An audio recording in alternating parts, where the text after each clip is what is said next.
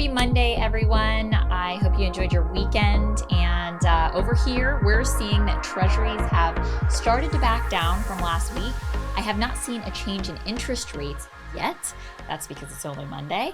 That said, I kind of had a feeling that rates were going to kind of trend downward again.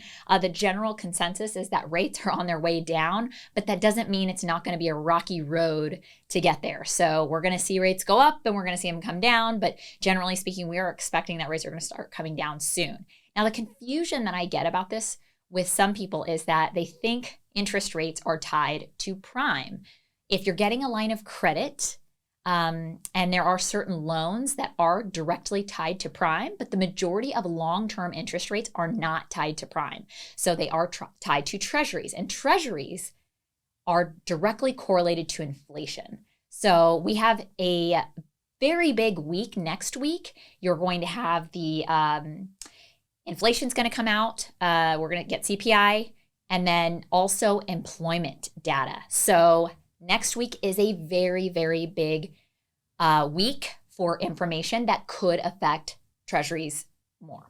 So if the employment report comes back not as good as it did early this year, which was like ridiculous, and if inflation comes down a bit, then we will could very well see that treasuries will start to trend downward, which is good news for all of us.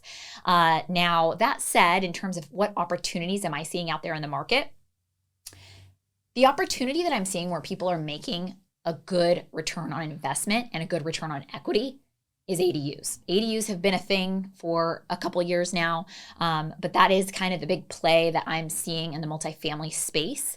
Adding ADUs definitely exponentially increases the value. And then it also kind of skews the numbers. Like what I'm seeing when people add ADUs is that our expense ratio goes down. So let's say that typically we're seeing 35 to 40% of expenses.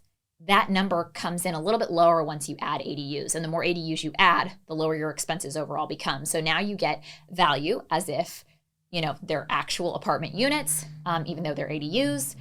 You get the credit here, which you don't necessarily get on the residential side. So that is an interesting thing to note. So for example, if you buy a 2-unit and you add 1 or 2 ADUs, the appraisers, the residential appraisers are just kind of all over the place. And I like to think that on the apartment side that we're using more common sense and sometimes I'm seeing appraisals come back. I mean, Kenny will have clients that added ADUs and an appraiser might come back and give them $50,000 of value for that ADU when it costs them $150,000 to build it. So we are not seeing that on our side. The appraisals are coming back just the same as if it were a regular unit. Which makes a lot of sense since you actually went and got plans and permits and it's legally recognized as an ADU. It's technically a unit. You're getting income for it. We give you credit for that income. We give you credit for the value of that particular unit for adding those units on. So you get the credit on the multifamily side. So I would say strategically, even if you're buying 2 to 4 unit properties, if you're going to add ADUs, my goal would be for you to have at least 5 units on the property because you're going to get better value and it's going to be a lot more predictable than on the residential side. That being said, obviously your cash flow could be skewed or your loan amounts anyway, since it's cash flow based. So on a 2 to 4 unit, if we give 75% LTV, or you can get 75% loan to value on a 4 unit or a 2 to 4 unit, on the apartment side, it's like we'll go up to that LTV, but it has to debt service. So that is one caveat to remember, but you're definitely going to increase the value of the building much more than if it were to stay residential. And then obviously the more units you add, the more cash flow you have.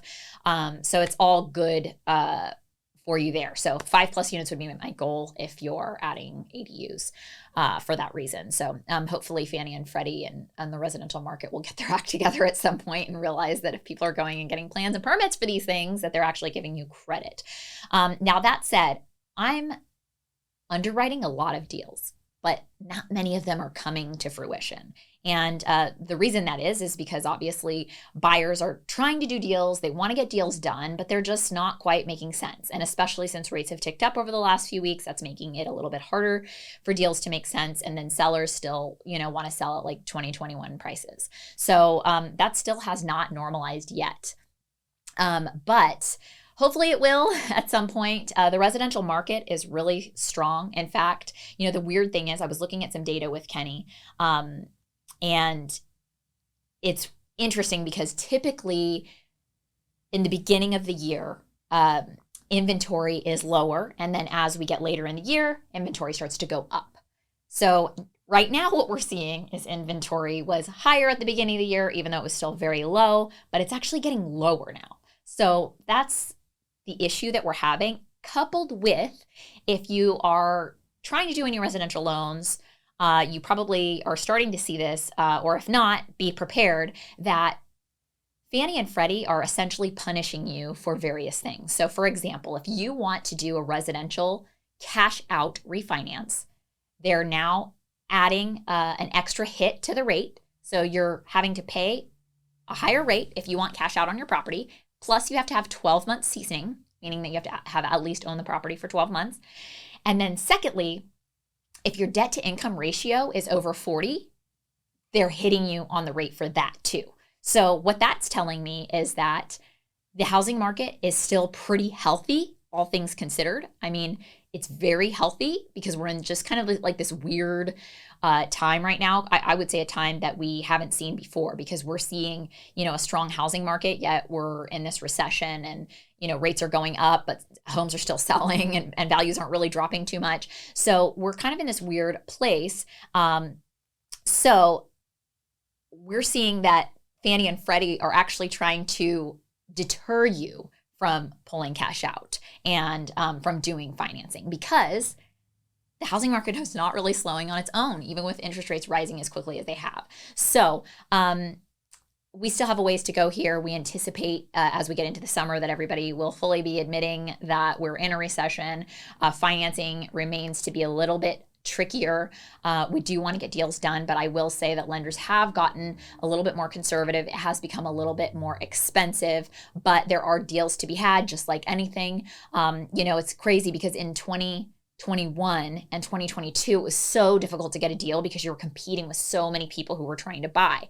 And now you have less competition, but you have to get more strategic on your financing and how you're going to actually take down a deal and finding sellers that are actually living in reality to sell at today's prices versus last year's or 2021 prices. So we have just different challenges that we face. We've always had challenges in terms of investing and buying properties and buying good properties. So the challenges are just a little bit different now, and there are deals to be had. It's just we've all got to maneuver and change our strategies a bit to get into those deals. So anyways, you guys have a great week, and I anticipate that next week we will have some pretty big news that will sway treasuries one way or the other.